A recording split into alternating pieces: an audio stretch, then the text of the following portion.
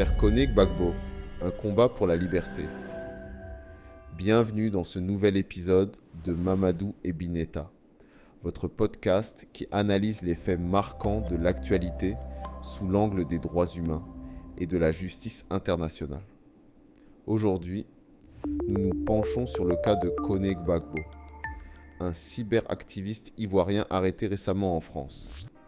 Son sort est incertain et son éventuel rapatriement en Côte d'Ivoire pourrait mettre sa vie en grand danger.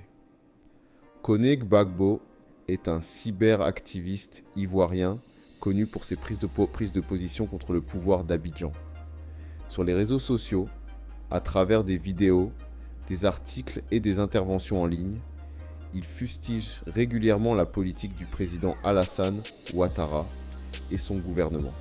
Il dénonce ce qu'il considère comme des atteintes aux libertés fondamentales, des dérives autoritaires et une mauvaise gouvernance.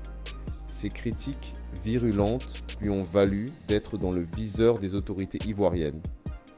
S'il est expulsé vers la Côte d'Ivoire, il risque non seulement des poursuites judiciaires, mais aussi des représailles qui pourraient mettre sa vie en danger. Les faits se sont déroulés il y a quelques jours. Kone Gbagbo a été interpellé par la police française dans des circonstances encore floues. Certains évoquent un contrôle administratif, d'autres parlent d'une procédure judiciaire en cours. Mais une chose est claire, il risque une expulsion imminente.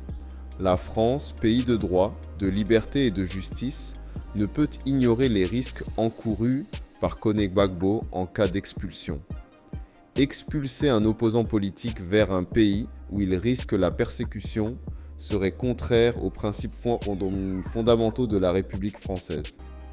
Aujourd'hui, de nombreuses voix s'élèvent pour demander aux autorités françaises de trouver une solution juridique permettant à Kone Gbagbo de rester en sécurité sur le territoire français. Sarah Durand, avocate spécialisée en droit des réfugiés, dit ceci. Si M. Kone Gbagbo est en danger en Côte d'Ivoire en raison de son engagement politique, alors la France a l'obligation de lui accorder une protection.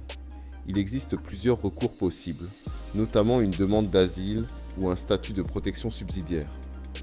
Jean-Luc Kouadio, militant des droits de l'homme, dit ceci, je cite, « Nous demandons aux autorités françaises de respecter leurs devoirs moraux et juridiques. Le cas de Kone Gbagbo ne doit pas être traité comme une simple affaire administrative.